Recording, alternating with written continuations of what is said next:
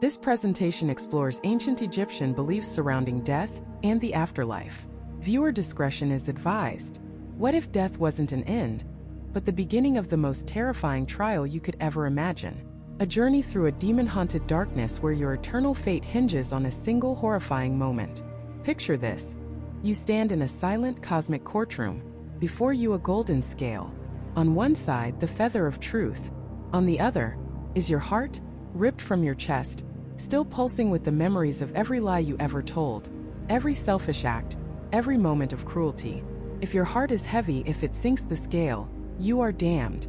A creature waits in the shadows, a monster with the head of a crocodile, the body of a lion, and the hindquarters of a hippopotamus. Her name is Ammit, the devourer of the dead, and her job is to eat your soul, erasing you from existence for all time. This wasn't a myth to the ancient Egyptians. It was a certainty. It was the final exam. And for over 3,000 years they dedicated their civilization to creating the ultimate cheat sheet. A collection of spells, passwords, and secret knowledge designed to rig the system. A guide to navigate the labyrinth of the underworld, pacify the gods, and lie your way into paradise. We call it the Book of the Dead. But what was the one spell, the single most guarded secret within its pages, that could fool the gods themselves and guarantee a soul's safe passage, no matter the sins of their past? That secret is the key to understanding everything. First, we have to get one thing straight. The image you have in your head, probably from a Hollywood movie, of a dusty leather-bound book that can raise mummies and unleash curses, is completely wrong. The Egyptian Book of the Dead is not a book. Not in the way we think of one. It was never a single definitive volume with a table of contents and a spine. Instead, it was a collection of nearly 200 individual magic spells, hymns, and prayers, which could be mixed and matched. Think of it less like the Bible, and more like a supernatural instruction manual or a spiritual GPS for the afterlife. The ancient Egyptians didn't even call it the Book of the Dead. That name was a morbid invention by 19th century Egyptologists who found these scrolls buried with mummies. The real title, when translated, is far more poetic and revealing. The Book of Coming Forth by Day. Not of raising the dead, but of the deceased soul coming forth from the darkness of the tomb into the light of the eternal day. This wasn't a tool for necromancers. It was a roadmap for the soul. And they needed a roadmap because the Egyptian afterlife, the Duat, was not a peaceful paradise you simply floated into. It was a treacherous, terrifying landscape. Imagine a dimension parallel to our own, a world of shifting deserts, rivers of fire, and cavernous halls guarded by knife-wielding demons and giant serpents. Every night, the sun god Ra had to sail his divine boat through this underworld, battling the forces of chaos to be reborn at dawn. The deceased soul was expected to make that same journey. It was a 12-hour ordeal, each hour representing a different region of the Duat with its own unique set of challenges and monstrous gatekeepers. To fail at any stage meant one of two horrifying fates: either being devoured by a demon like Ammit, suffering a second and final death, or being condemned to an eternity of torment in a kind of Egyptian hell, a place of fire, filth, and eternal hunger. The stakes could not have been higher. Your very existence was on the line. So, who got one of these guides? The answer was simple: anyone who could afford it. The Book of the Dead was a luxury product. It was a commission. A wealthy noble or a high-ranking official would go to a temple scribe, much like we'd go to a lawyer to draft a will. They would handpick the spells they thought would be most useful, or the ones they could afford. A basic scroll with a few key spells might be relatively cheap, but a high-end version for a pharaoh or a vizier, that would be a masterpiece. A massive scroll of the finest papyrus, sometimes over 100 feet long, exquisitely written in hieroglyphs by the best scribes in the land, and lavishly illustrated with vibrant, detailed paintings depicting every step of the journey. These weren't just words, they were works of art, imbued with magical power. The scroll would then be rolled up and placed in the tomb, sometimes within the sarcophagus itself, clutched in the mummy's hands. It was their one and only lifeline in the darkness. It was the most important possession they would ever own, because its purpose only began after they had taken their last breath. To understand its importance, you have to understand the Egyptian concept of the soul. It wasn't one single entity. It was a complex collection of different parts. Two of the most important were the Ba and the Ka. The Ka was your life force, your spiritual double, which was created at your birth and stayed in the tomb after you died, needing the food and offerings left by your relatives to survive. The Ba, often depicted as a bird with a human head, was your unique personality, your character. It was the part of you that could travel, leaving the tomb during the day to revisit the world of the living, before returning to the body at night. The goal of the afterlife journey was to reunite these parts, the Ba and the Ka, with your mummified body, to become a glorified, eternal being known as an Ak. But this reunion could only happen after you successfully navigated the Duat. The Book of the Dead was the key. Its spells were designed to protect the Ba on its perilous journey and empower it to overcome any obstacle. For instance, one of the very first challenges was simply reanimating your own corpse. Death caused a kind of spiritual amnesia. The soul would awaken in the tomb disoriented, unable to speak, move, or even remember its own name. Forgetting your name was catastrophic because your name was your identity. To be nameless was to be nothing. So, among the first spells in any good collection was a spell for giving a mouth to the deceased, and a spell for remembering one's name. These were not gentle prayers. They were powerful incantations. The priest would perform a ritual called the opening of the mouth on the mummy before sealing the tomb, symbolically touching its lips with sacred tools to magically restore its senses in the afterlife. The spells in the scroll were the backup, the spiritual code the soul would use to activate its own body, to sit up from the sarcophagus and begin its journey. Without these first critical spells, the soul would be trapped, mute and helpless in the tomb for eternity, a prisoner in its own body. But even with a name and a voice, the journey had just begun. The soul had to pass through the Acre, the gateway to the underworld, guarded by two lions facing opposite directions. One for yesterday, one for tomorrow. It had to cross deadly rivers and appease ferrymen with secret passwords. It had to confront gods and goddesses who would interrogate it, demanding to know their secret names and titles. Getting a single name wrong could mean instant annihilation. And all along the way, the forces of chaos, personified by the great serpent Apep, would be trying to swallow the sun god's boat and plunge the cosmos into eternal darkness, taking all the souls of the dead with it. The Book of the Dead was filled with spells to repel these threats. Spells against crocodiles, snakes, and beetles. Spells to give the deceased power over water and fire. There was even a spell to avoid having to do manual labor in the afterlife. It was a comprehensive arsenal for a spiritual war. But all these dangers were just the prelude. They were the minor tests before the main event. Because every soul, no matter how powerful, was heading for one place: the Hall of Two Truths. It was there, in the presence of 42 divine judges, that the real trial would begin, the weighing of the heart. And it's what happens in that courtroom, the shocking declaration the soul is instructed to make, that reveals the true genius-level cunning of the ancient Egyptian priests, and the secret to cheating eternal judgment.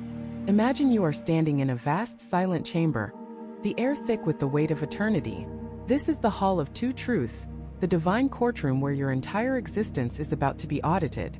At the far end, seated on a throne of burnished gold, is Osiris, the green-skinned lord of the underworld, his gaze penetrating, unreadable. To his side stands Thoth, the ibis-headed god of wisdom and writing, his palette and reed pen poised, ready to record the final verdict. And there, in the center of the hall, stands the instrument of your judgment, a colossal set of golden scales. Presiding over this delicate apparatus is the jackal-headed god Anubis, the divine embalmer, his movements precise and solemn. On one pan of the scale rests a single pure white ostrich feather. This is the feather of Ma'at, the physical embodiment of truth, justice, cosmic order, and all that is right. On the other pan, Anubis carefully places your heart. Not a symbolic heart, but your actual IB, the organ the embalmers purposefully left inside your mummy. To the Egyptians, the heart was the seat of intelligence, emotion, and conscience, the hard drive of your soul, containing a perfect record of every deed, every thought, every secret you ever had. The test is brutally simple. If your heart, heavy with sin, weighs more than the feather, your journey ends. Instantly. Crouched beside the scales, salivating, is the single most terrifying creature in the Egyptian pantheon, Ammit, the devourer of the dead. She is a monstrous chimera, with the head of a crocodile, the torso of a lion, and the hindquarters of a hippopotamus, a combination of the three largest man-eating animals the Egyptians knew. If your heart fails the test, Anubis kicks it off the scale and Ammit lunges. She devours your soul, and you cease to exist. Not damned to a fiery hell, but something far worse, total absolute annihilation. You are unmade. You never were. It is the ultimate horror, the second death from which there is no return. So the stakes could not be higher. And here is the problem the ancient priests understood better than anyone. Who could possibly pass this test? Who among us has lived a life so pure, so blameless, that their conscience is literally as light as a feather? No one. The system seems designed for failure. And this is where the genius of the Book of the Dead comes into play. It is not just a guidebook. It is a book of cheat codes. It is a meticulously crafted script designed to rig the trial in your favor. The first and most crucial cheat is spell 125, the most famous chapter in the entire book. It instructs the deceased to step forward and face not just Osiris, but a jury of 42 other divine judges, each one representing a specific sin or nome of Egypt. And you are to address them one by one. But you don't confess your sins. You do the opposite. You perform what scholars call the negative confession. You declare your innocence with absolute, unwavering magical authority. You look the first judge in the eye and state, "Hail Useknemt, who comes forth from Heliopolis, I have not committed sin." To the next, "Hail Heptkaith, who comes forth from Kuraha, I have not committed robbery with violence." On and on it goes, a litany of denial. I have not stolen. I have not slain men and women. I have not uttered lies. I have not been angry without just cause. I have not eavesdropped. I have not debauched the wife of any man. I have not polluted myself. I have not terrorized any man. I have not transgressed. I have not been an aggressor. I have not been deaf to words of truth. I have not worked grief. I have not made anyone weep. 42 declarations for 42 gods. This wasn't just a plea of not guilty. In the Egyptian mind, the spoken word had creative power. To speak something, especially in a sacred context, was to help make it true.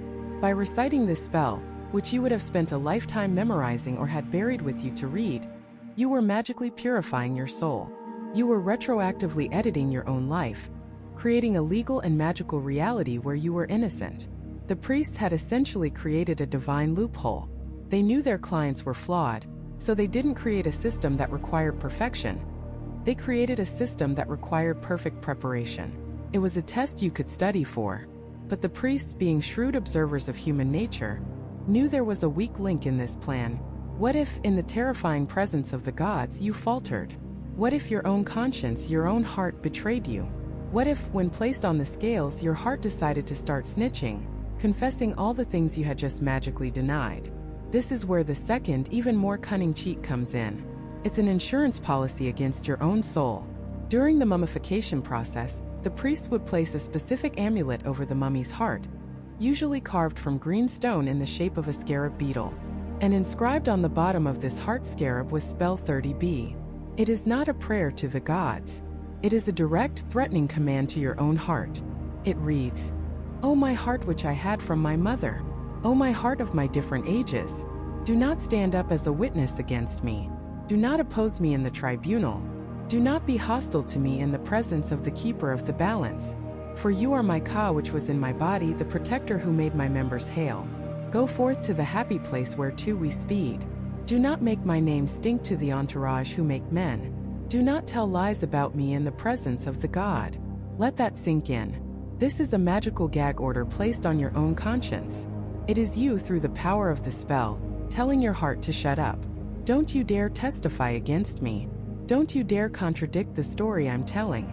Don't make my name stink. It is the most brilliantly cynical, and yet deeply human piece of magic imaginable. It acknowledges that we are our own worst enemies, that our guilt is our greatest liability. The priests devised a way to magically silence the one witness who could undo everything. The witness within. So now the scene is complete. You stand in the hall of truth. You have recited your negative confession, weaving a magical cloak of innocence around yourself. The heart scarab on your chest is actively suppressing your conscience, ensuring your heart remains silent and light on the scale. Anubis watches the balance beam. Thoth dips his pen in ink. Ammit watches, hungry. The 42 judges have heard your plea. The scale settles, perfectly balanced. Your heart is no heavier than the feather of truth. A sigh of relief echoes through the silent hall, a sound no living throat has ever made. Thoth looks to Osiris and makes his declaration. His soul has stood the test. His heart is righteous. There is no evil in him. He records the verdict on his papyrus scroll. Ma Keru, true of voice. You have done it. You have passed the ultimate test. You have navigated the divine bureaucracy, used the magical loopholes provided to you, and successfully proven your worth. You have escaped the jaws of oblivion, but your journey is far from over. Being declared true of voice isn't the finish line. It's the key that unlocks the final door. Now you must be formally presented to Osiris, the king you are now worthy to meet. And it is what he grants you, the astonishing new existence you are about to enter, that reveals the ultimate goal of this entire terrifying process. It isn't just about avoiding damnation. It's about achieving a glorious transformation into something beyond human. This transformation is the secret key, the very heart of the Book of the Dead. The Egyptians believed you weren't just a single entity. You were a complex, multi-part being, a symphony of spiritual components. In life, they were bound together by your physical body, but in death, they scattered like dust in the wind. Your mission, using the spells as your guide, was to painstakingly gather these pieces and reforge them into something new, something divine. The ultimate form you sought to achieve was called the Akh. This is often translated as the transfigured spirit, but that barely scratches the surface. An Akh was a being of pure light, a radiant and effective spirit, eternal and unchangeable. To become an Akh was to become a star in the night sky, to join the gods in their eternal journey across the heavens. You wouldn't just be with the gods. In a way, you would be one of them. This was the grand prize. Immortality wasn't just about not dying. It was about upgrading your very existence to a cosmic level. But to get there, you had to understand what you were made of. First, there was your Khat, the physical body. This is why mummification was so critical. The Khat was the anchor, the vessel that had to be preserved for your other parts to eventually return to. It was your home base in the physical world. Then you had the Ka. This was your life force, your spiritual twin that was born with you. Think of it as the divine spark, the vital energy that animated your body. In the afterlife, your Ka needed sustenance, which is why Egyptians left offerings of food and drink in tombs. These weren't for the mummy to eat, but for the Ka to absorb the essence of. Without the Ka, you were just an empty shell. Next, and perhaps most famously, was your Ba. The Ba is often depicted as a bird with a human head, and this imagery is perfect. The Ba was your unique personality, your character, everything that made you you. It was the mobile aspect of your soul. While your body, the Khat, remained in the tomb, your Ba had the incredible ability to fly out into the world of the living during the day. It could visit your favorite places, watch over your family, and then it had to return to the tomb each night to reunite with the Ka and the mummy. This freedom was a privilege but also a danger. The Ba needed the spells from the Book of the Dead to navigate the perils outside the tomb and find its way back home. There were other parts too. Your name. To the Egyptians, a name wasn't just a label. It was a pillar of your identity. As long as your name was spoken and remembered, you existed. This is why pharaohs carved their names into every stone they could. It was a form of manufactured immortality. To have your name erased was to be wiped from existence itself. And then there was your Shut, your shadow. Your shadow was considered a living, essential part of you, a conduit to the underworld. All these pieces, the body, the life force, the personality, the name, the shadow, were you. And in the chaos of death, they were all at risk of being lost forever. The Book of the Dead was your spiritual GPS and your toolkit, providing the divine incantations needed to protect each part, call them back, and fuse them together. These incantations, these spells, are where the real power lies. And we have to be clear, these were not prayers. An ancient Egyptian wasn't begging or hoping for a god's favor. They were speaking words of power. They believed that the universe was created with words, and that the right words, spoken in the right way, could command reality itself. A spell was a piece of divine technology. It was a cosmic cheat code, allowing a mortal to wield the same creative force as the gods. When you, the deceased, recited a spell, you were often identifying with a god. You wouldn't say, "Oh mighty Ra, please protect me from this demon." You would declare, "I am Ra. My hair is the hair of Nu. My face is the face of the disc." You weren't asking for power, you were claiming it. You were momentarily assuming the identity and authority of a deity to overcome an obstacle.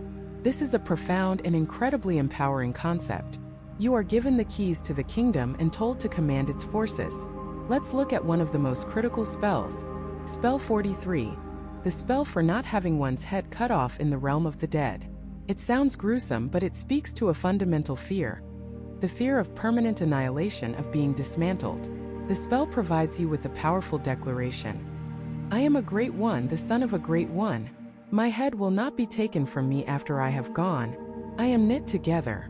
By reciting this, you are asserting your integrity, your wholeness, and using divine law to forbid your own destruction. But the spells weren't just for defense. They were for transformation. They granted you incredible new abilities. Take the series of spells known as the spells for transformation, which allowed you to change your form at will. Spell 83, for example, was the spell for being transformed into a phoenix. The phoenix, or Bennu bird, was a symbol of rebirth and the sun god Ra. By becoming the phoenix, you could rise from the ashes of your own death, renewed and glorious. Another was the spell for being transformed into a swallow. Why a swallow? Because swallows were seen at dawn, heralding the new day, and they could fly wherever they pleased. This spell gave your Ba the power to transform, to fly out of the darkness of the tomb and into the light of the living world, to breathe the air and go down to the riverbank. It was the ultimate freedom, the ability to transcend the boundary between life and death. You could witness the sun rise again. You could see the world you left behind. And perhaps the most essential ritual of all was empowered by spell 23, the spell for opening the mouth. This spell was so important that it was performed as a physical ritual on the mummy itself by a priest before the tomb was sealed. But the spell in your scroll was your personal eternal version. In the afterlife, your senses were dead. You were blind, deaf, and mute. This spell magically reawakened your ability to see the glories of the underworld, to hear the pronouncements of the gods, to speak your spells of power, and to partake of the spiritual sustenance offered to your Ka. Without the opening of the mouth, you were a prisoner in your own eternal body, unable to do anything. With it, you were reborn fully conscious and capable in your new reality. This is the genius of the Book of the Dead. It is a roadmap for deconstruction and divine reconstruction. It recognizes the terror of ceasing to be, of being forgotten, of being powerless. And it provides a direct, actionable solution. It hands you, the fragile, deceased human, a divine arsenal. It tells you that your words can shape the underworld, that your will can command the forces of nature, that your destiny is not to fade away, but to become an eternal shining star. You now possess the knowledge. You have the spells to protect your body, to guide your soul, to reawaken your senses, and to transform your very being. You are equipped, but knowledge and power are not enough. Before you can truly begin your journey toward becoming an Akh, you must first prove you are worthy. You must face the single most terrifying and consequential moment of your existence. All your deeds, all your secrets, everything you have ever been, is about to be judged in a place of silent, terrifying awe. You are being led now into the Hall of Two Truths, where your heart, the seat of your conscience, will be weighed against a single perfect feather. And the god of the dead, Anubis himself, is the one who holds the scales. The air in the Hall of Two Truths is thick, not with dust but with judgment. It's a silence so profound it feels like a pressure against your ears. Before you, a vast chamber stretches out, its columns carved to look like bundles of papyrus reaching for a ceiling lost in shadow. The room is lined with 42 imposing figures, gods and goddesses, each with a terrifying and solemn face. These are the divine assessors, the jury of your entire existence. Each one represents a specific nome or province of Egypt, and each one is the master of a particular sin. You must face them all. Anubis, his jackal head alert and impassive, gently guides you to the center of the hall. His touch is not cold, as you might expect from a god of the dead, but firm, steady, and certain. You stand before the great golden scales. They are perfectly balanced, gleaming under an unseen light source. On one pan rests a single pure white ostrich feather. This is the feather of Ma'at. It is not just a feather. It is the physical embodiment of truth, justice, cosmic order, and harmony. It is the weight of a perfect life. It weighs almost nothing, and yet it is the heaviest standard in the universe. Your heart is in the other pan. Your IB, not the physical muscle that pumped blood, but the seed of your intelligence, your emotions, your memory, and your conscience. It contains every choice you ever made, every lie you ever told, every kindness you ever offered, every secret shame you carried. It is the complete, unedited record of you. Presiding over this entire scene, seated on a magnificent throne, is the great god Osiris. His skin is the green of rebirth, his hands clutching the crook and flail, symbols of kingship and dominion over the land of the dead. His gaze is penetrating, looking not at you but through you. He is the final arbiter, the silent judge awaiting the results of your trial. And beside the scales, with a papyrus scroll and a scribe's palette, sits Thoth, the ibis-headed god of wisdom and writing. His long curved beak is poised just above the scroll. He is the court reporter of the gods. He will record the verdict, and his word is final. There are no appeals. But there is one other creature in the room. Crouching near the foot of the scales is a nightmare-given form. A grotesque hybrid with the head of a crocodile, the forequarters of a lion, and the hindquarters of a hippopotamus. This is Ammit, the devourer of the dead, the eater of hearts. She waits, her massive jaws slightly agape, saliva dripping onto the stone floor. She is not evil, not in the way we might think. She is a necessary part of the cosmic order. She is the ultimate consequence. She is the embodiment of oblivion. If your heart is found wanting, it will be tossed to her, and you will be annihilated, your existence erased from the fabric of reality forever. No second chances, no do-overs, just the end. Now you must speak. This is the moment your book of the dead has prepared you for. Spell 125 must be recited. It is often called the negative confession, and for good reason. You are not confessing your sins, you are declaring your innocence. You must address each of the 42 divine judges by name, and declare a specific sin you have not committed. This isn't about being a perfect saint. The Egyptians were realists. This was about living a life in accordance with Ma'at, a life of balance and order. It was about being a good member of society. Your voice, ethereal and strange, fills the silent hall. You begin addressing the first god. Hail Useknemt, who comes forth from Heliopolis, I have not committed sin. You turn to the next. Hail Heptkath, who comes forth from Kuraha, I have not committed robbery with violence. Hail Fenty, who comes forth from Kemenu, I have not stolen. The list goes on, a litany of non-transgression. It's a fascinating window into the moral and ethical code of ancient Egypt. The sins are not just the big ones we'd expect, like murder and theft. They are deeply personal, deeply societal. I have not made anyone weep. I have not been deceitful. I have not trespassed. I have not been an eavesdropper. I have not been arrogant. I have not polluted the water. I have not spoken in anger. I have not been deaf to words of truth. With each declaration, you are attempting to prove that your heart is light, unburdened by the heavy weight of wickedness. You are arguing with the last fiber of your being that you lived a life worthy of continuation. You are telling Osiris and the entire pantheon that you understood the rules. You respected the divine order. You tried. Finally, the 42 declarations are complete. Your spectral voice fades back into the immense silence of the hall. Now there is nothing left to say. The time for words is over. The time for the weighing has come. Anubis steps forward. He raises a hand, a silent signal. The trial begins. The great balance, which has remained perfectly still, begins to move. The beam of the scale dips ever so slightly. Your spiritual eyes are locked on that fulcrum, the single point upon which your entire eternity pivots. Your heart, the vessel of your life, is on one side. It feels impossibly heavy, filled with memories of anger, moments of selfishness, flashes of jealousy, every white lie, every broken promise. You remember the time you were unkind to a servant, the grain you overcharged a neighbor, the praise you accepted that you didn't deserve. Each memory adds a microscopic, terrifying weight to the pan. On the other side, that single delicate feather. It represents the ideal, the perfect, weightless truth of a life lived in perfect harmony.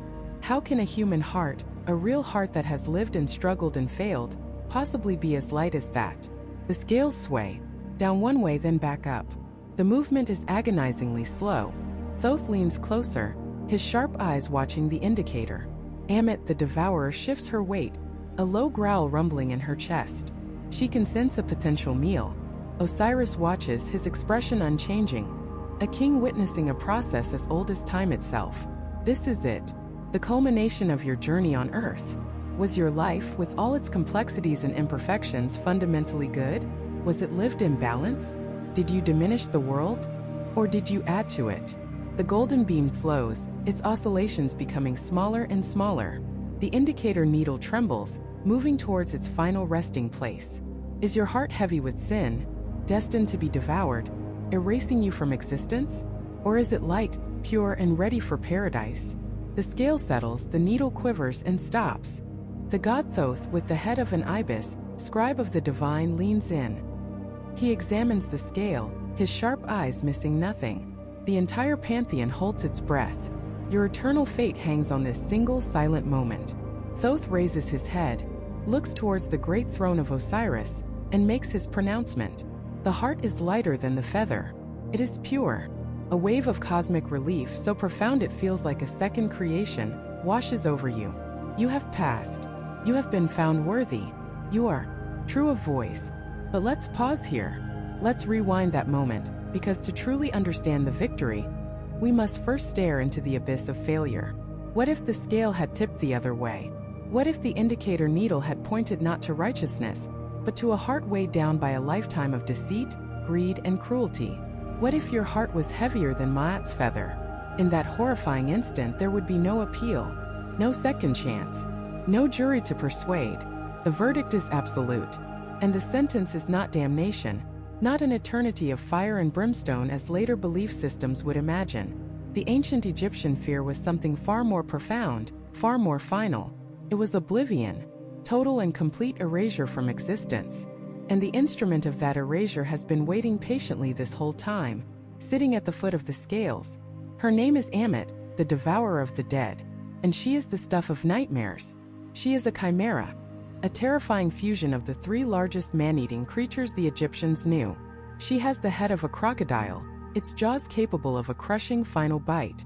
Her front half is the body of a lion, or sometimes a leopard, powerful and predatory, and her hindquarters are that of a hippopotamus, an animal the Egyptians knew not as a gentle giant, but as a fiercely territorial and deadly beast responsible for more human deaths than any other. Ammit is not a demon to be fought, or a devil to be bargained with. She is a fundamental force of the universe, the divine garbage disposal for unworthy souls. When a heart is found heavy, Thoth simply gives a nod, and in a flash Ammit lunges forward. She snatches the sinful heart from the scale and devours it in one gulp, and with that single brutal act you are gone. This is the dreaded second death. Your physical body has already died in the world of the living, but now your Ba, your soul personality, and your Ka, your life force, are extinguished forever. You are not sent to a hell.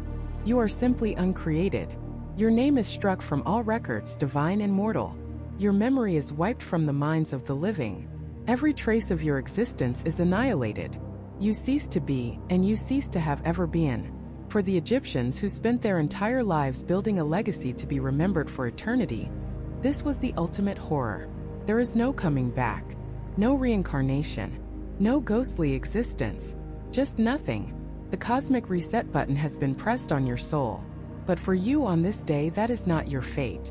The devourer remains hungry. Your heart was true. The great god Thoth records the verdict on his papyrus scroll. It is official. You are vindicated. And now you are given a title of immense power that will follow you for the rest of eternity. Ma-Keru. It translates to true of voice, or sometimes justified. But what does that really mean? It's so much more than just innocent. To be declared Ma-Keru is to have your words align perfectly with reality. It means that what you say becomes true. Your voice now resonates with the fundamental order and truth of the cosmos, with Ma'at herself. It's a form of divine power.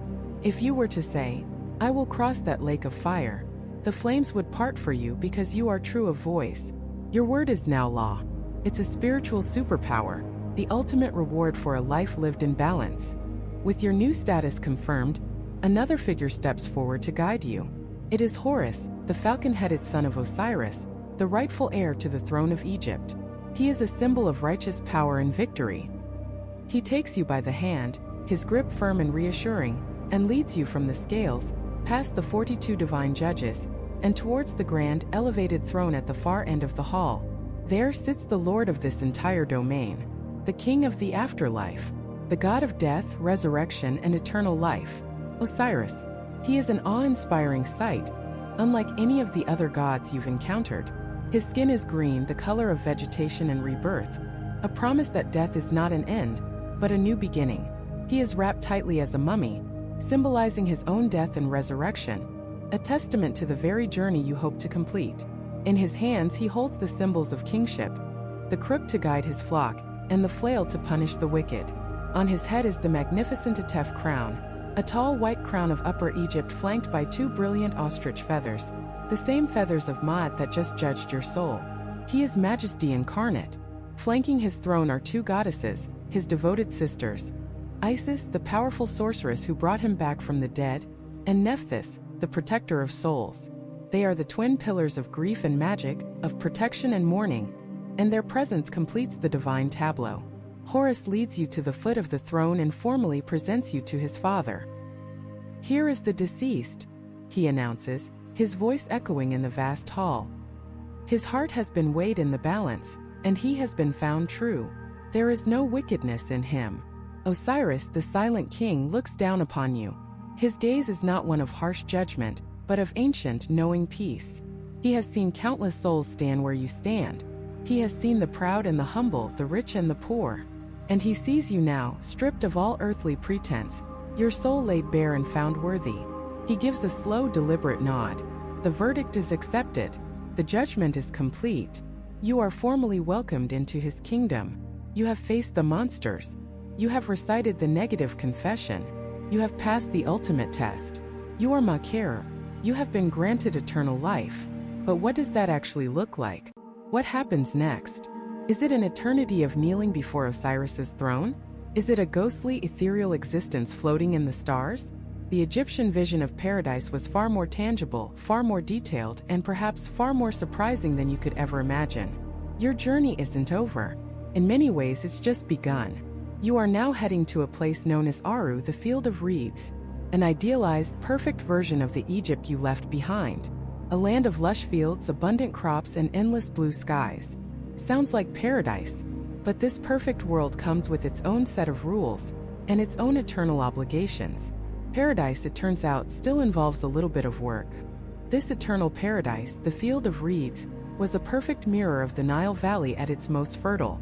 The sun always shone, the waters were always pure, and the harvests were always bountiful. But just as on earth, this bounty didn't appear out of thin air. Fields needed to be plowed, seeds needed to be sown, canals needed to be dug and maintained to irrigate the divine land. And the gods, the ultimate landlords of this paradise, could call upon any of the blessed dead, at any time, to perform this labor. Imagine it. You've navigated the treacherous underworld, outsmarted demons, and proven your heart to be as light as a feather. You've earned your place in eternity, and just as you're settling in, a divine summons arrives. You've been drafted. Your task for the next season? To haul sand from the east bank to the west bank, or perhaps to tend the celestial barley fields. For eternity, it was a form of cosmic jury duty from which there was no escape.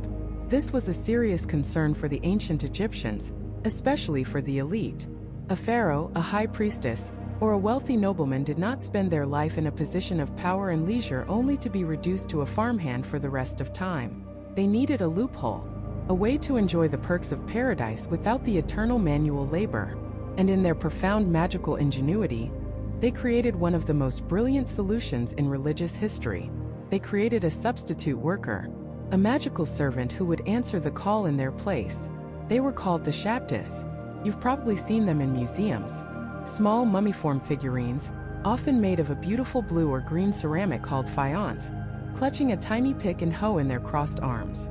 They look like miniature mummies, and in a way they were. But they weren't just grave goods. They were a magical insurance policy. They were an enchanted standby workforce waiting for the call. And the key to activating them, the magic that brought them to life, was written right on their tiny bodies. It was spell 6 from the Book of the Dead. The spell is a direct command to the figurine, an instruction to be spoken by the deceased when the call to work comes. It reads, O Shapti allotted to me, if I be summoned or if I be detailed to do any work which has to be done in the realm of the dead, if I be detailed to cultivate the fields, to flood the banks, or to convey sand from the east to the west, you shall say, here I am. Think about the power of those words. Here I am. With that simple declaration, the Shapti figurine would magically spring to life, a perfect, tireless replica of the deceased, ready and willing to perform any task required. It would answer the summons from the gods, pick up its tools, and head to the fields, leaving the true spirit of the deceased free to enjoy the eternal pleasures of paradise. It was the ultimate delegation.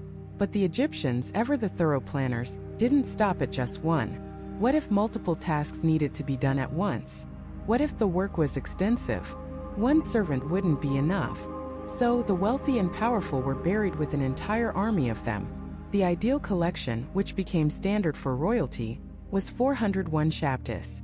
The logic was meticulous. There was one worker for every single day of the Egyptian year, which was 365 days. That meant no matter what day you were called upon, you had a fresh worker ready to go. But what about managing this workforce? An army of 365 laborers needs leadership. So the remaining 36 figures were overseers. Each overseer was responsible for a team of 10 workers. These overseer Shaptis were often depicted differently, sometimes holding a whip of authority instead of farming tools, dressed in a kilt instead of a mummy's wrappings, signifying their managerial role. So when you look inside the tomb of a great pharaoh like Tutankhamun, and you see hundreds of these little blue figures neatly packed in ornate boxes, you're not just looking at dolls. You're looking at a complete, magically activated, self-managed workforce for eternity, an entire staff, ready to handle the celestial bureaucracy and ensure the pharaoh never had to lift a finger. The Shaptis themselves are a window into Egyptian society. The earliest ones were crude, simple figures, but over time, especially in the New Kingdom, they became exquisite works of art. Craftsmen would lovingly detail the faces to resemble the deceased, inscribe the spells with beautiful hieroglyphs, and glaze them in brilliant colors. The quality of your Shaptis was a status symbol, a reflection of your wealth and importance that you carried with you into the next life. It was a way of saying, I was a person of consequence on earth, and I intend to remain so in the field of reeds. This concept reveals something profound about the ancient Egyptian view of paradise. It wasn't just about peace and rest. It was about the continuation of an ideal life. And for the elite, an ideal life was one of leisure, of intellectual pursuit, of enjoying family, food, and games. It was not a life of toil. The Shaptis weren't just a clever trick to get out of work. They were an essential tool for preserving one's identity and social standing. They ensured that the structure of their society, with its clear divisions of labor and leisure, was replicated in the divine realm. The afterlife was not a great equalizer that turned kings into farmers. It was a place where your earthly status could, with the right magical preparations, be made permanent. So with your eternal chores now fully outsourced to your magical miniature army, you are finally free. Free to enjoy the endless bounty of Aru. Free to sail on the tranquil waters, to feast at banquets with the gods, to play the board game Senate against your departed relatives, and to reunite with loved ones who had also successfully passed their judgment. You could sit in the shade of a sycamore tree, listen to the whisper of the eternal breeze through the barley fields, fields that were being tended by someone else, and simply be at peace, be complete. But this perfect existence, this idyllic freedom, is not the final chapter of the story. It is a destination, yes, but it is also a new beginning. Because even in paradise, you are not merely a passive resident. You are now a part of the cosmic order. You have become one of the Aku, the transfigured, effective spirits who travel with the gods. Your journey through the underworld is over, but your journey with the sun god Ra in his solar bark across the sky is about to begin. You have escaped the dangers of the Duat, but now you must help defend the very fabric of creation, every single night, for eternity. You are no longer a supplicant. You are no longer the frightened, wandering soul, pleading for passage. You have been judged, you have been vindicated, and now you have been reborn into a state of being almost impossible to comprehend. You are an Ak, a shining, effective spirit, and you have taken your rightful place among the gods on the sacred bark of 1,000,000 years. This is not a mere vessel. It is the engine of creation, the chariot of the sun. During the day, it is the Manjet bark, a majestic ship of gold and lapis lazuli that glides effortlessly across the vast blue ocean of the sky. As you stand on its deck, you are part of the divine retinue of Ra himself. The world of the living unfolds beneath you, a map of life you helped create and now help sustain. You feel the warmth of the sun on your spiritual form, a warmth that is not just heat, but the very essence of Ma'at, of divine order, truth, and cosmic balance. You see the Nile, a shimmering ribbon of life. You see the temples built in your honor, smoke from their incense reaching towards you like a prayer. You can feel the love of your family as they speak your name. Their words a form of nourishment that strengthens your existence here. This is the ultimate reward, to not just exist in paradise, but to actively participate in the daily miracle of life itself. You are a guardian, a protector, a star in the court of the Creator God. But as the day ends, the mood on the bark shifts. The triumphant journey across the sky gives way to a solemn, focused preparation. Ra's form changes. The vibrant, life-giving sun god transforms into his night form Alpha-Ra, a ram-headed figure representing the sun as a soul passing through the land of the dead. The Manjet bark itself transforms, becoming the Mesektet bark, the vessel that will navigate the 12 hours of the night, the perilous, dark waters of the Duat. You have been through this realm before, but last time you were a fugitive. Now you return as a soldier. The gods around you are not judges or gatekeepers. They are your comrades in arms. At the prow stands Seth, the powerful god of storms, his eyes scanning the darkness, his grip tight on a divine bronze spear. Thoth, the ibis-headed god of wisdom, stands ready, his mind a weapon of incantations and cosmic knowledge. Isis and Nephthys, mistresses of magic, begin to chant, their words weaving a protective shield around the bark. You are part of this divine war council. Your knowledge, gleaned from the scrolls of the Book of the Dead, is now your contribution to the fight. Why such a formidable defense? Because in the deepest, blackest waters of the Duat lurks the ultimate enemy. He is not a demon to be tricked or a guardian to be placated. He is the antithesis of creation. He is Isfit, chaos incarnate. He is the great serpent, Apep. Apep is not a creature of the mortal world. His coils are said to stretch for miles, his body a knot of primordial fury. He is older than the gods, a remnant of the undifferentiated chaos that existed before Ra brought light and order to the universe. Every night, as the sun god's bark enters the underworld to bring light to the dead, Apep rises from the depths with a single horrifying goal: to swallow the sun, to devour Ra, and to plunge the entire cosmos back into eternal darkness and non-existence. If Apep succeeds, it's not just the end of the world, it's the end of everything. There will be no life, no death, no gods, no you. Just the cold, silent void. The battle begins without warning. A tremor runs through the Duat.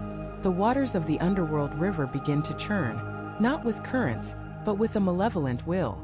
Then comes the roar. A sound so profound it is felt in your very spirit. A sound that extinguishes all hope. From the black water, the colossal head of Apep emerges. His eyes are not eyes, but hypnotic voids that can paralyze a lesser god with a single glance. This is where your new purpose is truly tested. You are not just a passenger. You are a warrior of light. The spells from your book, the ones you memorized to protect your own heart, are now weapons to protect the heart of the universe. Alongside the gods, you begin to chant. Get back. Retreat. Crawl away, Apep, enemy of Ra. Your head is crushed by the gods. Your bones are broken, your flesh is cut to pieces. Ra has doomed you to be overthrown. These are not just words. They are raw power. Your voice, joined with the divine chorus, becomes a lance of pure energy that strikes the great serpent. But Apep is not so easily defeated. He tries to beach the solar bark, magically creating sandbanks in the river of the underworld. But Thoth is ready, his wisdom foreseeing the trick, and he utters a spell that dissolves the sand back into water. Apep then tries to drink the river dry, to strand the bark in a wasteland of mud. But the combined power of the gods and the blessed dead, including you, creates a countersurge, replenishing the waters and pushing the boat forward. The battle is one of magic, will, and raw force. Then Apep attacks directly. He lunges for the bark, his cavernous mouth open wide enough to swallow the ship whole. But Seth, the champion of Ra, leaps to the front. This is his moment of glory. The god once seen as a usurper is now the ultimate defender of order. He thrusts his spear with a warrior's cry, striking the serpent's tough hide. The blow sends a shockwave through the Duat. Other gods unleash their power. Arrows of light, nets of magic, blades of divine fire. And you are there, your spirit adding its strength to the defense. You might be tasked with helping to repel the serpent's hypnotic gaze, using a spell specifically designed to protect the mind. Or perhaps you are part of the chorus whose incantations weaken Apep's flesh, making him vulnerable to Seth's spear. Your role is vital. Every single justified soul on this boat is a battery of divine energy, and without you the fight would be lost. The battle rages through the darkest hours of the night. Apep is wounded, dismembered, burned, and bound by magic. He is driven back, his immense form sinking once more into the abyssal waters, his roar of fury echoing as he retreats. He is defeated, but he is never destroyed. Chaos cannot be truly killed. It can only be contained, pushed back, and defeated, night after night after night. This is the truth of existence as the Egyptians saw it. A constant, unending struggle to maintain order against the ever-present threat of chaos. As Apep vanishes, a calm settles over the Duat. The Mesektet bark, scarred but triumphant, continues its journey. The crew, weary but victorious, prepares for the final stage of the nightly voyage. You have faced the greatest threat to existence and you have prevailed. You have protected the sun. You have defended creation. And now ahead in the darkness, a faint glimmer of light appears. It is the gate to the eastern horizon. The 12 hours of the night are almost over. Your first night as a defender of the cosmos is complete, and the ultimate reward is at hand, the miracle of dawn. You have emerged from the underworld, not as a passenger but as a champion. You stood with the gods, you defended the sun, and you have witnessed creation reborn. The air, once thick with the terror of the abyss, is now crisp and clean. The world is washed in the gentle gold of the new day. For a moment there is peace, a profound, soul-deep sense of victory. But this victory was not yours alone. You were part of Ra's divine crew, a temporary soldier in a cosmic war that is fought every single night. Your service is complete, and now you must face a trial that is entirely your own. The journey is not over. In fact, the most critical moment has just arrived. The battle for the sun was a test of courage. This next trial is a test of character. Everything you have ever done, every word you have ever spoken, every secret thought you have ever held, it all comes down to this.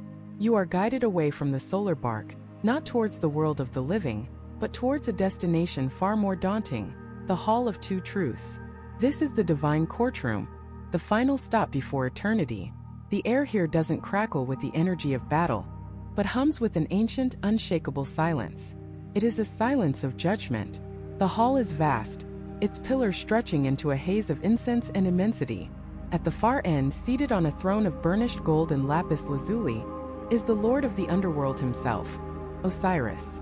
He is wrapped in the white linens of the dead, his skin the green of resurrection, his hands clutching the crook and flail, symbols of his absolute authority. He does not look at you with anger or malice, but with an unnerving stillness, the patient gaze of eternity itself. Before him you see them, the jury, 42 divine assessors, each a formidable god or goddess representing one of the nomes, or districts of Egypt. Each one is responsible for judging a specific type of sin. One judges theft, another deceit, another blasphemy, another envy. Their combined gaze feels like a physical weight, pressing down on your soul, searching every corner of your memory. There is nowhere to hide. This is where your book of the dead becomes your ultimate defense. It is your lawyer, your character witness, and your sworn testimony all in one. The spells you learn now give you the power to speak, to address these divine judges by their secret names, and to make your case. You begin what scholars call the negative confession, but it's not a confession in the way we think of it. It is a powerful, defiant declaration of innocence. It is you standing before the gods, and defining yourself by the evil you have not done. You speak, your voice echoing in the hallowed silence. I have not committed sin. I have not committed robbery with violence. I have not stolen. I have not slain men and women. The list goes on, a litany of a life lived in accordance with Ma'at, the divine principle of truth, order, and cosmic balance. I have not uttered lies. I have not been a man of deceit. I have not made anyone weep. I have not been deaf to the words of truth. I have not been quarrelsome. I have not polluted the water. Each declaration is a shield, deflecting the silent accusations of the 42 assessors. This isn't about being a perfect person. The ancient Egyptians were realists. This was about demonstrating that the balance of your life, the core of your character, was aligned with righteousness. You are not claiming to be a saint. You are claiming to be a good person worthy of eternal life. You are arguing that your existence did not throw the universe out of balance, but contributed to its harmony. When your declaration is complete, the hall falls silent once more. Words are not enough. The gods require proof. And now the jackal-headed god Anubis, the divine embalmer and guide of the dead, steps forward. He gently takes your hand, his touch cool and reassuring, and leads you to the center of the hall. There, gleaming in the ethereal light, stands a magnificent set of golden scales. This is the moment that has been depicted on tomb walls and papyrus scrolls for thousands of years. This is the weighing of the heart. In ancient Egypt, the heart, or IB, was not the seat of emotion, but of intelligence, conscience, and memory. It was the record of your entire life. It was the real you. Anubis carefully takes your heart, your spiritual heart, the vessel of your soul, and places it on one of the golden pans of the scale.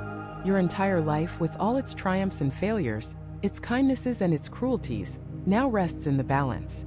On the other pan, Anubis places a single pure white ostrich feather. This is the feather of Ma'at. It is the symbol of ultimate truth, of cosmic harmony, of a perfect and unshakable order. It weighs almost nothing. Your heart, containing the weight of a lifetime of actions, must now be weighed against it. The test is simple and its logic is terrifying. If your heart is heavy with sin, with deceit, with cruelty, with injustice, it will sink the scale. If you have lived a life that is pure, just, and in accordance with truth, your heart will be as light as the feather, and the scales will balance perfectly. As the scales begin to settle, you notice a creature lurking nearby, watching with hungry eyes. It is a monstrous chimera, a terrifying hybrid with the head of a crocodile, the forequarters of a lion, and the hindquarters of a hippopotamus. This is Ammit, the devourer of the dead, the eater of hearts. She is the embodiment of the ultimate fear for an ancient Egyptian.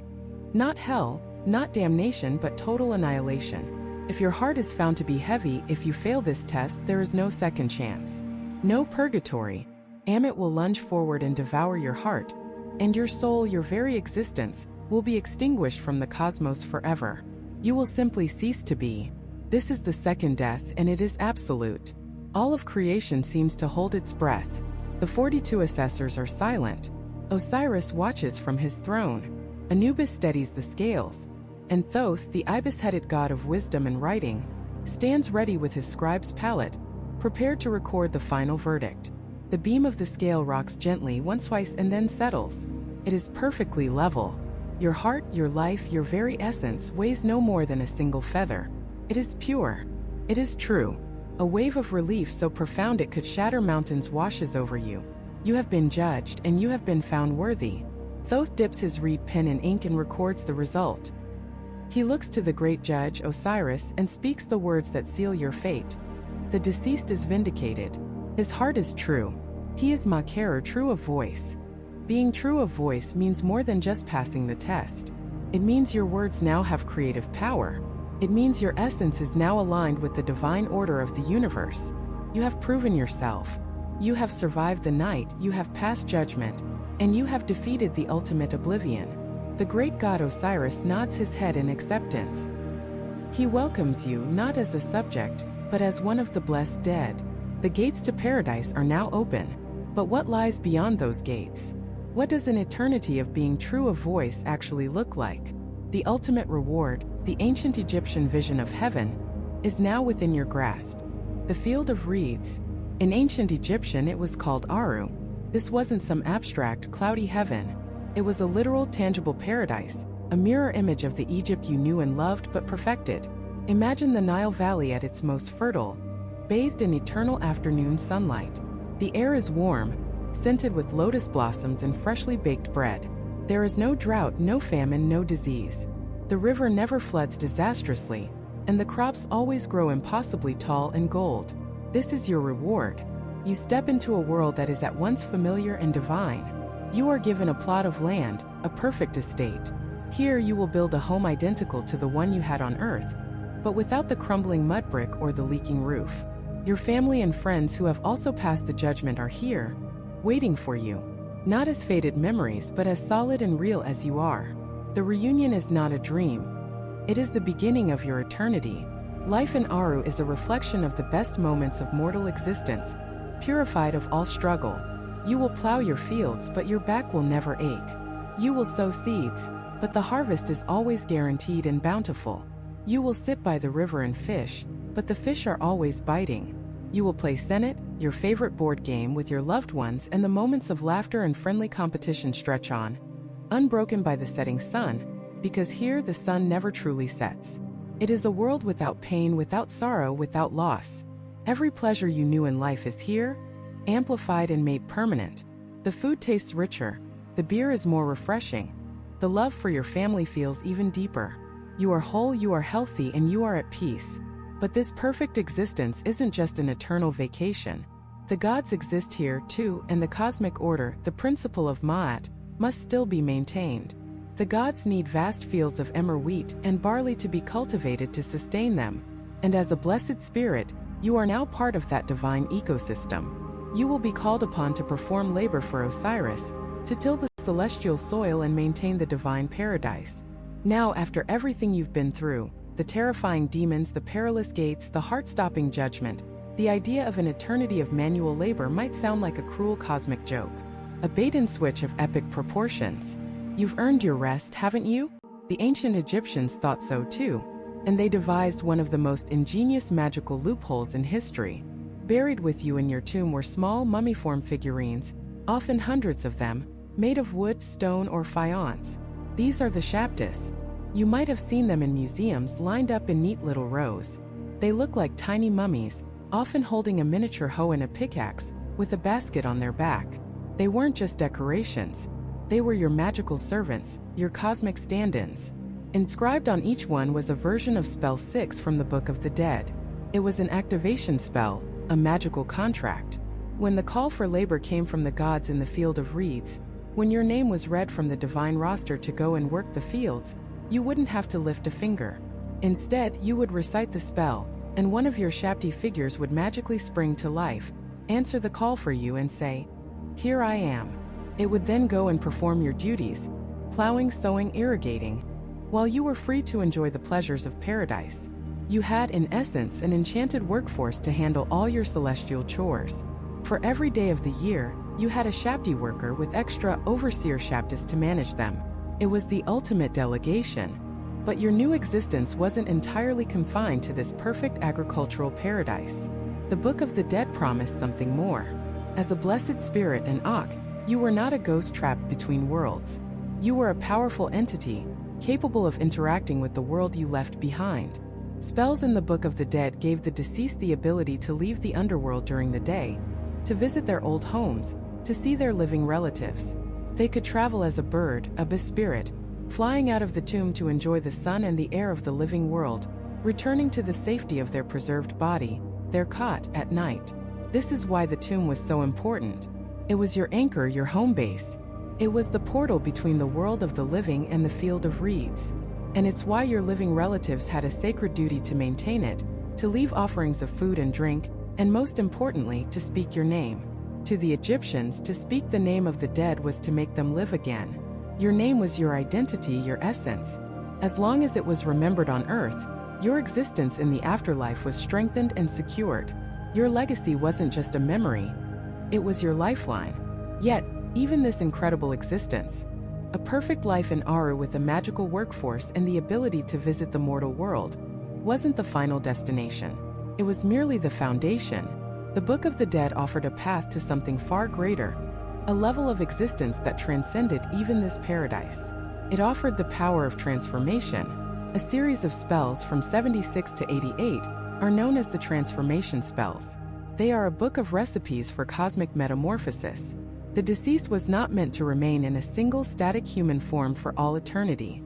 They could, if they knew the right words, become anything they desired. Spell 83 allowed you to transform into a phoenix, the bird of resurrection, a symbol of cyclical rebirth. Spell 85 let you become the soul of a living god, to experience divine consciousness. You could become a falcon of gold, soaring through the heavens, a lotus blossom, emerging from the primordial waters each morning, a serpent, a crocodile, even the god Thoth himself. This wasn't just about changing your shape. Each transformation granted you the essential qualities of that creature or god. As a falcon, you gained supreme vision and freedom. As a lotus, you embodied creation and rebirth. This was the ultimate power. The ability to change your very nature, to experience eternity not as a single being, but as a multitude of forms, participating in the divine dance of the cosmos in 1,000 different ways. And for the most ambitious souls, there was one journey that surpassed all others: the ultimate privilege. It wasn't enough to live in a perfect world. You could help power the universe itself. The deceased could earn a place on the solar bark of the sun god, Ra. This was the most sacred vessel in existence, the boat that carried the sun across the sky each day, bringing light and life to the world. To be invited aboard was to become part of Ra's divine crew. By day, you would journey with him across the celestial ocean, a passenger on the ship of creation. But by night, the journey became a perilous battle. The bark would descend into the underworld, the Duat, a realm of darkness and chaos. There, the great serpent Apep, the embodiment of oblivion, would attack the boat, seeking to swallow the sun and plunge the universe into eternal darkness. As a member of Ra's crew, you would take up divine arms, fighting alongside the gods to repel the serpent, to protect the sun, and to ensure that it could rise again at dawn. To serve on Ra's bark was to move beyond a passive existence in paradise and become an active participant in the preservation of all creation. You were no longer just a blessed soul. You were a cosmic guardian, a soldier for the light, living in a perfected Egypt, commanding a magical workforce, visiting your mortal family, transforming into gods and beasts, and sailing on the ship of the sun god himself. This is the incredible multi-layered vision of eternity offered by the Book of the Dead. But all of these abilities, all of these transformations point to one final, ultimate goal. A state of being so elevated, it is the true secret at the heart of all these spells. It's not just about living forever. It's about becoming forever. What is this final state of existence? What does it truly mean to shed your mortality and become a divine and eternal being, indistinguishable from the gods who created the cosmos? The final chapter of your journey is about to be written. This is the birth of the Akh, the shining, transfigured spirit. Your journey through the Duat was not merely a trial of survival. It was a process of refinement, a cosmic alchemy that burned away your mortal dross. The Ba, your personality, and the Ka, your life force, have now fused together in the presence of the gods, creating something new, something eternal. You are no longer just a soul, but a being of pure light, an indestructible entity whose existence is woven into the fabric of the cosmos itself. You have become one with the imperishable stars. Your destination is now visible, not as a distant hope, but as your rightful home. Aru, the field of reeds. This is not some cloudy, ethereal heaven. It is a perfected, idealized reflection of the Egypt you loved. The Nile flows here, but its waters are eternally pure and life-giving. The sun that shines is the divine presence of Ra himself, and its warmth brings no scorching heat, only blissful comfort. Fields of barley and emmer wheat stand taller than any man, their grains heavy and golden, promising a harvest that never ends. Here there is no sickness, no aging, no sorrow, no loss. The very air hums with the energy of Ma'at, perfect order, truth, and harmony.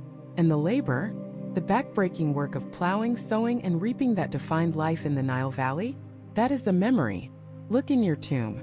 Remember the small mummy-formed statues placed alongside you? The Shaptis. Now in Aru they spring to life. Whenever work is to be done, you simply call their name, and they will answer, "Here I am," ready to perform any task on your behalf. Your existence in the field of reeds is one of divine leisure. You will spend eternity feasting with the gods, playing games of Senate whose outcomes stretch over millennia, and reuniting with loved ones who have also been judged worthy. Your parents, your spouse, your children. All who pass the scales of Anubis are here, not as faded memories, but as vibrant, eternal beings, ready to welcome you home. But this is not a passive retirement. Becoming an Akh grants you extraordinary power and freedom. The Book of the Dead is not just a map. It is a grimoire, a book of divine spells that you now have complete mastery over. You possess the power of transformation. With a word, you can become a golden falcon, soaring through the celestial heavens. You can transform into a graceful swallow, perching on the prow of the solar bark. You can become a lotus flower, blooming at dawn with the rising sun, or a serpent, embodying the power of rebirth and creation. You are not bound to a single form or even a single place. The Book of the Dead ensures your spirit has the freedom to go forth by day, to leave the underworld and revisit the world of the living. You can return to see the temples built in your honor, to watch over your descendants, not as a haunting ghost, but as a benevolent divine ancestor, a guiding star in their night sky. Your greatest honor, however, is to join the entourage of Ra himself. Each night, as the sun god makes his perilous journey through the underworld, you are there on his sacred boat, the Manjet. You stand with gods like Thoth and Horus, armed with your divine knowledge and power, to defend the light against the forces of chaos. When the monstrous serpent Apep, the embodiment of darkness, attacks the bark, you are there to help repel him. Your spells, your strength, your very existence as a justified spirit, are a weapon against the void. Your victory in the Hall of Two Truths was not just a personal salvation. It was a victory for the entire cosmos. Every soul that becomes an ox strengthens the forces of order and ensures that the sun will rise again the next morning. You are no longer just a passenger in the universe. You are a part of its engine, a guardian of its continuity. This is the ultimate secret of the Book of the Dead. It was never just about getting to a pleasant afterlife. It was about achieving apotheosis. It was a manual for becoming a god. The final spells in the collection are not about passing tests. They are declarations of your new, divine nature. You recite the words that identify you with Osiris, with Ra, with Adam the Creator. I am yesterday, today, and tomorrow. One spell proclaims, you are no longer bound by the constraints of linear time. You exist in the eternal now. You are not just with the gods, you are indistinguishable from them. Your name is now spoken in the heavens. You are a star, and when people on earth look up at the night sky, they are looking at you, a shining beacon of eternal life.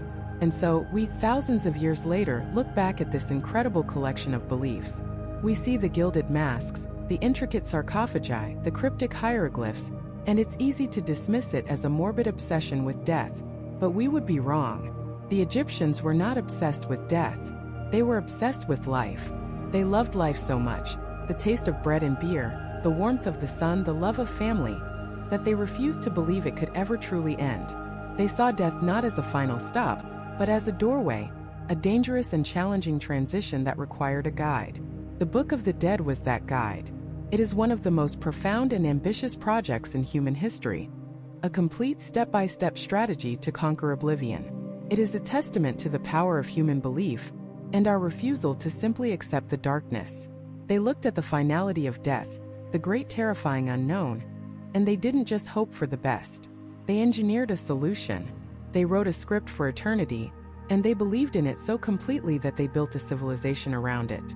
The journey you have just witnessed, from the final breath in a mortal body to a place among the eternal stars, is the ultimate expression of that belief. It is a story of transformation, of courage, and of the unshakable conviction that a good life, a life lived in balance and truth, deserves to be rewarded with an existence that is infinite and divine. The ancient Egyptians left us their answer to the greatest question we all face, written on papyrus and carved into the walls of tombs. Their book is finished, but their story forces us to look at our own. It compels us to ask, what is our map for eternity? What is our Book of the Dead?